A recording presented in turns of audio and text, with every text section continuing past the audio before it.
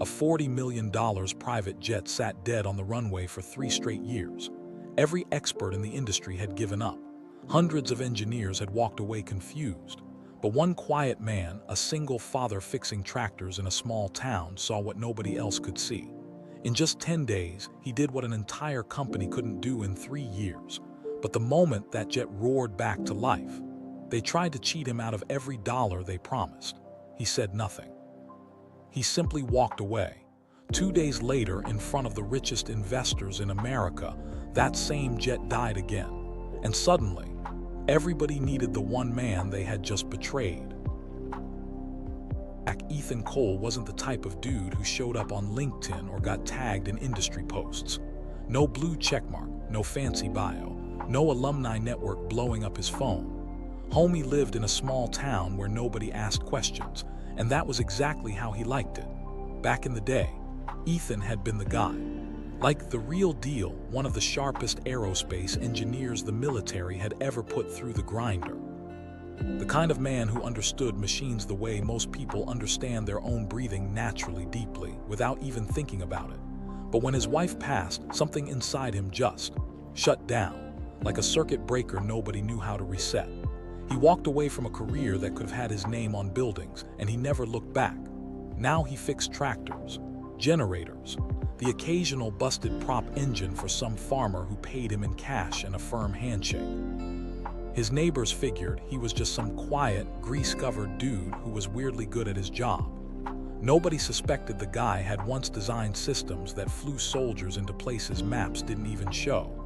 His son was his whole world, getting that kid to school on time, putting dinner on the table, teaching him how to actually listen when an engine talked to you. Ethan kept one drawer in his workshop locked up tight. Inside, old certifications, faded photos, a whole career that felt like it belonged to somebody else entirely. In the circles where real engineers still talked, his name had faded into something between legend and ghost story. Remembered by a few old-timers, doubted by most, forgotten by everybody else. Meanwhile, across the country, Harrison Aerospace was out here absolutely cooked. Their flagship prototype, a private jet called Falcon X, had been failing tests for 3 straight years. We're talking a $60 million aircraft that couldn't be trusted to start twice in a row. Engines would fire, hum real pretty for a few seconds, then just die. No explanation. No pattern anyone could crack. Diana Walsh, the company's CEO, was getting absolutely torched by investor calls. She'd sit alone in her office at midnight, staring at projections that refused to move no matter how many times she rearranged them. Her COO, Victor Hale, kept pushing for a public demo before anyone even understood what was broken, treating every setback like somebody else's fault instead of a team problem to solve together. Hundreds of engineers had rotated through Falcon X, each one left more confused than the last. Specialists from 3 different manufacturers each came in with a hot new theory. Each theory eventually face-planted under its own weight. The press had started calling Falcon X a symbol of corporate arrogance and engineering failure. Every headline hit different, and not in a good way. Nathan Cross, the lead investor, soft-spoken but dangerously quiet, started openly floating the idea of pulling his money entirely. Victor, in every crisis meeting, positioned himself as the only sane person in the room, even as his suggestions got increasingly unhinged. Dude straight up suggested that confidence alone might calm the markets. The few engineers brave enough to push back did so very, very carefully. Finally, in a tense boardroom that smelled like desperation and cold coffee, Victor suggested something nobody wanted to admit they needed. One outside expert last resort or the whole project gets killed. Sophia Reed, head of the technical team, dropped a name that made people raise their eyebrows. Ethan Cole. Victor literally laughed. Called it a desperate grasp at a ghost story. Some junior staffers snickered along, the way people do when they want the boss to see them agreeing. Diana, running on empty and completely out of plays, overruled the room. Set up a meeting. It can't possibly make things worse. Sophia left with a phone number on a torn piece of paper and a feeling she couldn't quite explain, something stubborn and small, like a pilot light that refused to go out. Ethan showed up in a pickup truck that had clearly survived some things. Dented, sun-faded, parked awkwardly between two luxury vehicles that probably cost more than his entire zip code. The security guard at the gate clocked him as a delivery driver and almost redirected him to the loading dock before Sophia sprinted out to fix the mix-up. Victor greeted him with a smirk and a comment about hoping he brought his own tools. Ethan said almost nothing. Just nodded and asked to go straight to the aircraft, not another conference room full of slide decks and excuses. He'd heard that tone before, back when rank at least forced people to pretend at respect. He'd long since stopped letting it cost him any energy. The young engineers trailing behind Victor exchanged glances like they'd already written the ending to this story. Sophia, walking half a step behind the group, found herself unexpectedly curious about a man who seemed completely unbothered by being underestimated. When Ethan reached Falcon X, he walked around the fuselage slowly, running his hand along the metal the way you'd greet an old friend you hadn't seen in years. He waved off the thick binder of technical reports somebody tried to hand him. Paper rarely tells the truth about a machine the way the machine itself does. For hours he just observed, listened to test runs, watched gauges. Crouched under the engine housing with a small flashlight clenched between his teeth, the other engineers grew restless, certain they were watching an old man waste an afternoon on vibes instead of actual diagnostics. Then, almost like an afterthought, Ethan pointed to a single wiring junction near the rear sensor array and asked when it had last been modified. Nobody in the room could answer immediately. Sophia felt something shift in her chest, a flicker of recognition. This man was seeing something they'd all walked past 1,000 times. By end of day one, Ethan agreed to take the job. One condition in writing before he touched another bolt: $500,000 upon successful repair of Falcon X. Victor scoffed. Diana signed it anyway, her signature right beneath Ethan's steady handwriting. Victor watched the whole thing with barely hidden contempt, privately betting the stranger would bail within a week with some excuse about scheduling conflicts. Ethan folded his copy, slid it into his jacket pocket, and walked back toward the hangar, already thinking about wiring diagrams. Not money. 10 days, one man, 0 excuses over the following days. Ethan dismantled portions of Falcon X that previous teams had never even touched, completely ignoring the standard diagnostic checklist every other engineer had followed like gospel. He worked alone for long stretches, occasionally firing pointed questions at Sophia that made it obvious he was thinking several steps ahead of everyone else in the building. The deeper he dug, the clearer it became that the failure had nothing to do with the engine itself, despite years of attention laser-focused there. Instead, he traced the problem back to a chain of sensors that had been miscalibrated against each other during an early design revision, each one compensating for the other's errors in a way that masked the real issue completely. One almost invisible adjustment made years ago had quietly rippled through every system downstream, creating a cascade of false readings that nobody had ever connected back to its source. Hundreds of engineers before him had been chasing symptoms one at a time, treating whichever warning light flashed loudest, never stepping back far enough to see the bigger picture. Ethan spent an entire night tracing that single design revision backward through years of maintenance logs, cross-referencing dates against test failures that everyone had assumed were totally unrelated incidents. What he found unsettled even him. The flaw had been visible in the data for years, hiding in plain sight, because nobody had ever been willing to question the original design itself. He sketched the entire sensor relationship by hand on a whiteboard, refusing to trust the company's own diagrams, which he suspected had inherited the same blind spot that caused the problem in the first place. Sophia stood beside him as he worked, watching connections emerge that she'd spent 3 years completely missing, feeling something close to embarrassment mixed with genuine awe. She started keeping her own notes that night, promising herself that whatever happened with this contract, She'd never again let a problem this critical rest entirely on one person's shoulders. Victor grew increasingly impatient as days passed without a dramatic announcement. He complained to Diana daily, insisting they cut their losses and find someone more conventional before investors completely lost patience. Diana, however, found herself quietly impressed by Ethan's calm precision, even as board pressure grew heavier by the hour. Sophia became Ethan's most vocal defender in every meeting, explaining to skeptical executives that what looked like inaction was actually the most thorough diagnostic Falcon X had ever received. When Ethan finally requested 72 more hours to complete a critical repair phase, Victor exploded. But Diana, against her own cautious instincts, granted the extension anyway. The investors delivered their ultimatum like a verdict: one more failed public demonstration, and Falcon X gets terminated. Permanently. Ethan worked through those nights fueled by black coffee and stubborn refusal to leave anything unfinished. Behind closed doors, Victor quietly assembled a file of emails and memos designed to shift blame onto Ethan if the repair failed, protecting himself regardless of outcome. Classic move from a guy who'd never actually built anything in his life.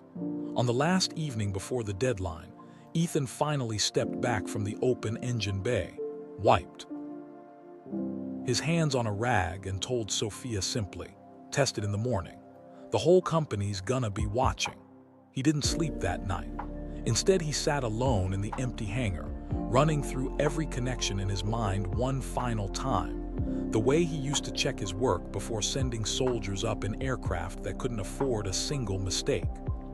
Somewhere across town, his son was asleep at a neighbor's house, completely unaware that his father's quiet, ordinary life was about to collide with cameras, headlines, and a boardroom full of people who had underestimated him from the very first handshake. Morning arrived like a held breath. Marcus Lane, the lead test pilot, climbed into the cockpit with the same guarded skepticism he'd carried through every failed attempt over 3 years. He ran through the startup sequence slowly, half expecting the familiar shudder and silence that had haunted this aircraft for so long. Instead, the engines caught cleanly and held steady, settling into a smooth, confident hum that filled the hangar like something almost alive. The instrument panel lit up with numbers that exceeded every benchmark the engineering team had set. Marcus's hands tightened on the controls not from fear, but from pure disbelief. Falcon X taxied onto the runway, accelerated without hesitation, and lifted into the sky in a takeoff so clean that several engineers on the ground later admitted they had stopped breathing entirely. Inside the control room, 3 years of frustration broke apart all at once, into shouting, applause, and at least one engineer openly weeping into his coffee. Diana stood at the window watching the jet climb, feeling something loosen in her chest that she realized had been tight for years. News crews who had once mocked the company's repeated failures now scrambled to cover its sudden stunning success. Nathan Cross called Diana within the hour, his earlier threats of withdrawal replaced by enthusiastic talk of expanding his investment instead. The company's valuation surged overnight, erasing months of negative headlines in a single triumphant flight. Through all of it, Ethan stood quietly near the hangar doors, arms crossed, watching the jet circle back toward the runway with the satisfied expression of a man who had simply finished a job he set out to do. Sophia caught his eye across the crowded hangar and offered a small nod of gratitude. He returned it with nothing more than the faintest hint of a smile. Marcus, once skeptical of everything about this stranger, found himself shaking Ethan's hand on the tarmac, admitting he had never felt an aircraft handle so smoothly in his entire career. Ethan had no interest in the cameras gathering nearby. He slipped away before anyone thought to ask him for a statement. In the days that followed, Ethan submitted his final report, documented every single change he had made, and waited for the payment promised to him in writing. Instead of a check, he got a summons, a closed-door meeting, Victor, 2 company lawyers, and notably, no invitation for Sophia. Victor opened with a tight, practiced smile and announced that credit for the repair belonged to the in-house engineering team. that Ethan's role had been merely consultative in nature. He suggested, almost as an afterthought, that perhaps a token payment would be more appropriate than the figure originally agreed upon. The legal team had already been digging for language to quietly invalidate portions of the contract. Vague clauses about scope and deliverables that nobody had mentioned before the ink dried. Diana, worn down by board pressure and persuaded by Victor's relentless framing, allowed herself to believe the full payment wasn't necessary after all. When the paperwork arrived offering Ethan a small fraction of what he'd been promised, he read it once, set it down on the table, said nothing for a long moment. He didn't raise his voice, didn't threaten legal action, didn't argue the point even once, which somehow unsettled the lawyers more than an outburst would have. He simply stood up, picked up the small toolbox he'd brought from home, and walked out of the building without signing a single page they'd placed in front of him. Sophia found out about the meeting only afterward. The anger that rose in her surprised even herself. Ethan drove home that evening the same way he'd arrived, in his old pickup, saying very little to his son beyond the fact that the job was finished. He sat at his kitchen table that night with the unsigned papers still folded in his jacket pocket, thinking less about the money he'd lost and more about how easily people in expensive suits could rewrite the truth once it became inconvenient.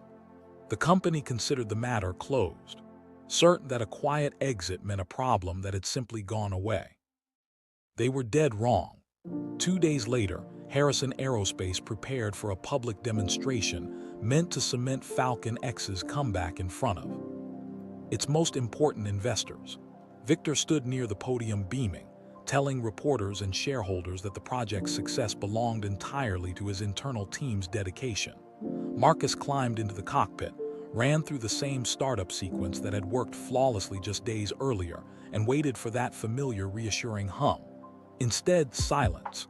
Then a string of error messages flashing red across every screen in the cockpit. Engineers rushed the runway, checking connections, restarting systems, trying every fix they could remember. The aircraft refused to respond to any of it. Victor's confident expression dissolved into something closer to panic as the silence stretched on in front of cameras that were very much still rolling. Somewhere near the back of the crowd, Sophia felt a cold, creeping suspicion settle over her. Whatever had gone wrong wasn't random. It was the direct result of someone messing with a system they never truly understood. The investors who had gathered to celebrate a triumph instead witnessed a complete and humiliating collapse, murmuring among themselves as the minutes ticked past without explanation. By the time markets opened the next morning, the failed demonstration had already sent the company's stock tumbling sharply downward. Nathan Cross demanded answers from Diana directly, his patience from days earlier replaced by a cold, pointed skepticism that cut through every excuse. Victor, cornered by furious investors, began blaming the engineering team, the manufacturing partners, the weather, anything to deflect attention from himself. Somewhere in the chaos, a junior technician quietly admitted to a colleague that he'd made a few adjustments at Victor's request shortly after Ethan left, though he kept that detail far from anyone in a position of authority. The hangar that had once been filled with celebration now felt like a hospital waiting room full of frightened people pretending they understood far more than they did. Diana fielded calls from board members demanding immediate answers she simply didn't have. Diana ordered her staff to find Ethan immediately and bring him back, regardless of cost or pride. Calls went unanswered. Messages through mutual contacts produced nothing. He had quietly stepped back from every line of contact that might reach him, disappearing as completely and deliberately as he'd once disappeared from the engineering world years earlier. Sophia watched the chaos unfolding around her with growing dread that had nothing to do with the falling stock price. She began to suspect quietly at first, then with increasing certainty, that nobody at the company actually understood what Ethan had done to fix the aircraft in the first place. If that was true, then whatever had broken it again might be something only he could undo. Refusing to wait for official channels, Sophia took matters into her own hands. She traced whatever scraps of information she could find about Ethan's whereabouts. An old colleague eventually pointed her toward a small town a few hours away, a modest workshop attached to a house with a basketball hoop bolted above the garage door. She found him exactly where the description suggested, elbow deep in the engine of someone's aging sedan, looking entirely unbothered by the chaos he'd left behind at Harrison Aerospace. The workshop smelled of motor oil and cut grass. A half-finished bicycle leaned against the far wall, clearly being slowly assembled for his son's upcoming birthday. Sophia stood awkwardly near the doorway, suddenly aware of how strange it felt to track down a man who had simply wanted to be left alone after being treated so unfairly. When she explained what had happened during the demonstration, Ethan's expression remained calm, almost unsurprised, like he'd been quietly expecting this outcome all along. "I didn't sabotage anything," he told her plainly.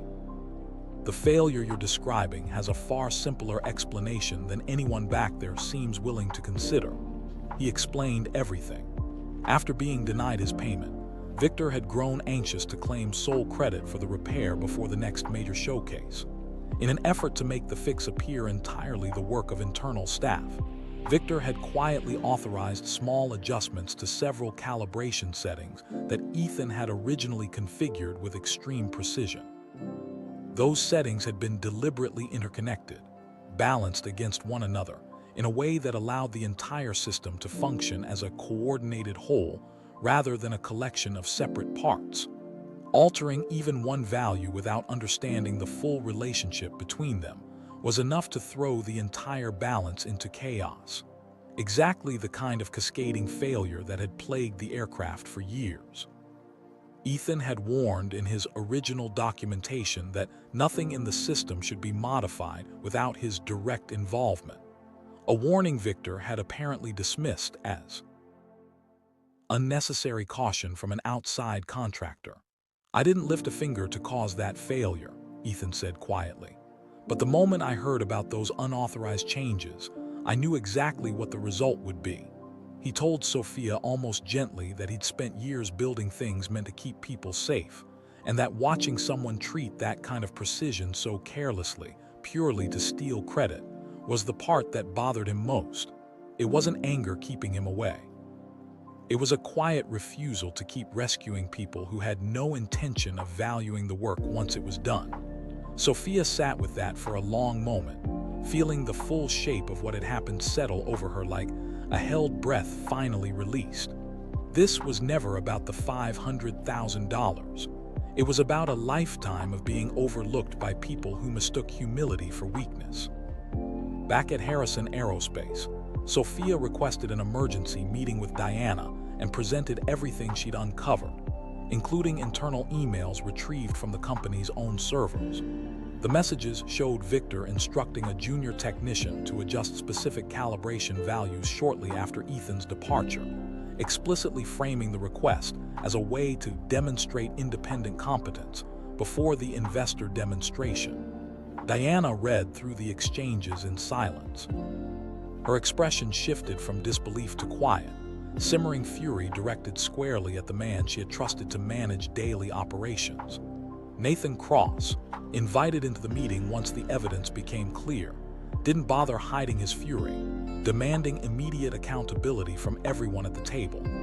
The board convened an emergency session that same afternoon, voting unanimously to open a formal investigation into Victor's conduct throughout the entire Falcon X project. Several engineers who had quietly suspected something was wrong after the failed demonstration came forward voluntarily, eager to clear their own names once they understood the truth. Diana, facing her own reflection in the glass walls of the conference room, admitted quietly to Sophia that she had let pressure and convenience cloud the judgment she should have trusted from the beginning. Victor was suspended before the investigation even concluded, escorted from the building under the same cameras that had once captured his confident boasting. Outside the boardroom, word of the investigation spread quickly through the building. Engineers who had spent weeks blaming themselves for the failure finally exhaled in collective relief. Charlotte understood that bringing Ethan back was no longer simply a technical necessity. It had become the only path toward proving the company was capable of doing the right thing when it mattered most. Diana made the decision to go find him herself, leaving her usual entourage of assistants behind and driving herself for the first time in longer than she could remember. She arrived at Ethan's workshop the following morning. No polished confidence, no prepared remarks, just a woman who had made a serious mistake and knew it. Ethan looked up from beneath the same sedan, wiping grease from his hands as Diana approached. She told him plainly, "The company wronged you. I allowed convenience and pressure to override a promise I personally signed. There's no excuse worth offering for it." She placed a new contract on the workbench beside him, the full original payment guaranteed, plus a public statement crediting him by name for saving the aircraft.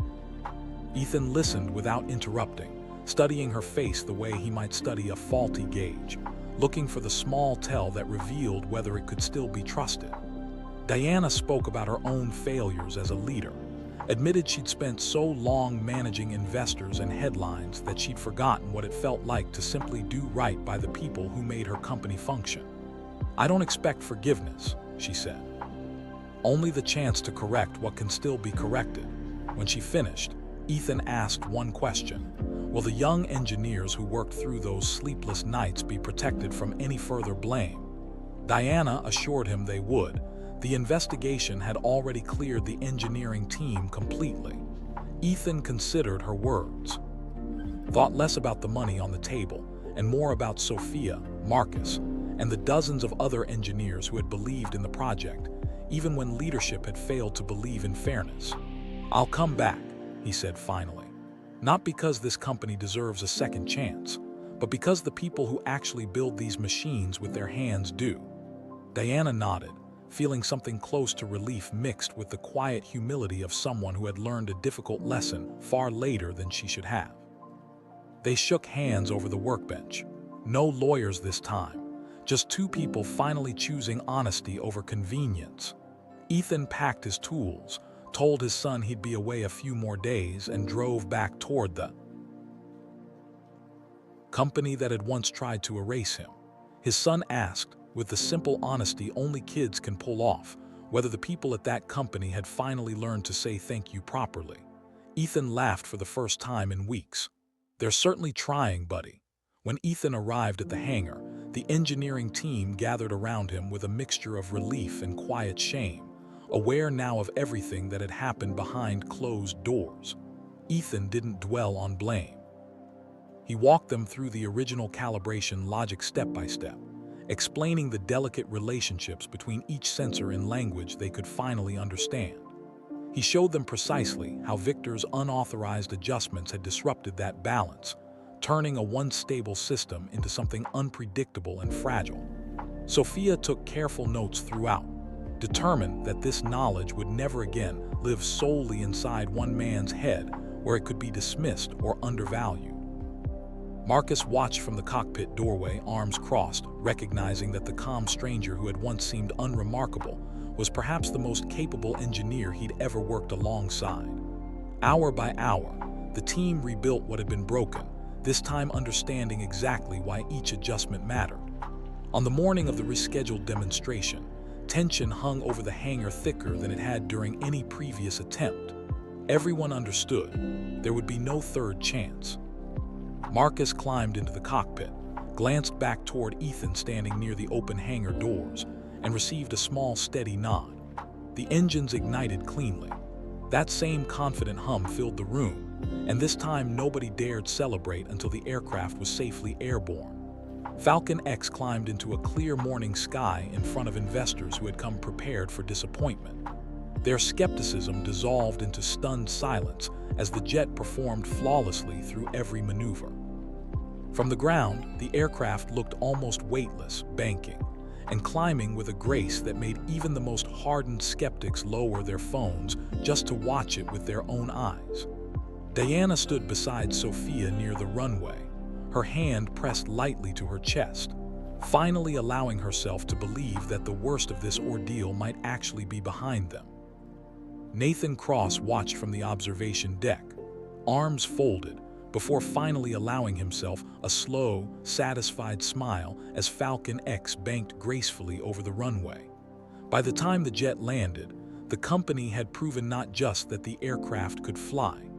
It had proven something far more important about who it had chosen to believe.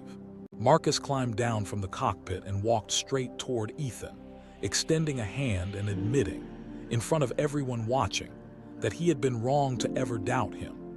Sophia felt tears she hadn't expected rising in her eyes, not just from relief, but from the quiet satisfaction of watching truth finally outweigh convenience inside a company she still believed in. Nathan Foster wasted no time announcing a renewed long-term investment commitment, citing not just the aircraft's performance, but the company's willingness to admit and correct its own mistakes. Diana stood before the assembled investors and reporters and did something Victor had refused to do. She credited Ethan Cole by name as the engineer who had truly saved Falcon X. Cameras that had once captured Victor's boastful claims now captured Ethan standing quietly to the side, uncomfortable with the attention, but unwilling to disappear before the truth had been spoken aloud. Reporters who approached him afterward found a man far more interested in discussing sensor calibration than personal recognition, deflecting most questions back toward the team that had rebuilt the aircraft alongside him. Epilogue Victor was formally terminated, his departure accompanied by a brief statement mentioning conduct unbecoming of his position, without elaborating further. Harrison Aerospace underwent quiet but thorough restructuring, new oversight measures ensuring no single executive could again override safety-critical decisions for the sake of personal credit. Ethan received every dollar originally promised, deposited without delay or argument, along with a formal written apology signed by Diana herself. The company offered him a senior advisory position with significant authority over future engineering decisions. He declined. Instead, he accepted a narrower role as an independent technical consultant, free to choose his projects, free to return home to his son every evening without obligation. He negotiated only one additional condition into the arrangement. Any future contract signed at Harrison Aerospace must include clear, binding language protecting whoever does the work from losing credit to whoever simply talks the loudest. Diana carried the experience with her long after the cameras stopped following the story, asking in every major decision afterward not simply whether something was profitable, but whether it was something she could explain honestly to the people it affected most. Falcon X became more than a successful aircraft. Inside the company, it became a quiet symbol of what honesty could rebuild after greed had nearly destroyed everything. Sophia stayed in touch with Ethan long after the story faded from headlines, occasionally sending photographs of new prototypes for his opinion, which he always gave honestly and without flattery. Marcus became an unlikely friend, stopping by the workshop on weekends just to talk engines and remind Ethan that some lessons were worth more than any contract could measure. Ethan read very little of the coverage. He preferred spending his evenings teaching his son how an engine actually worked, one bolt at a time. His reputation returned to him not through headlines or applause, but through the simple, undeniable proof of his own integrity and skill, exactly the way he would have wanted it.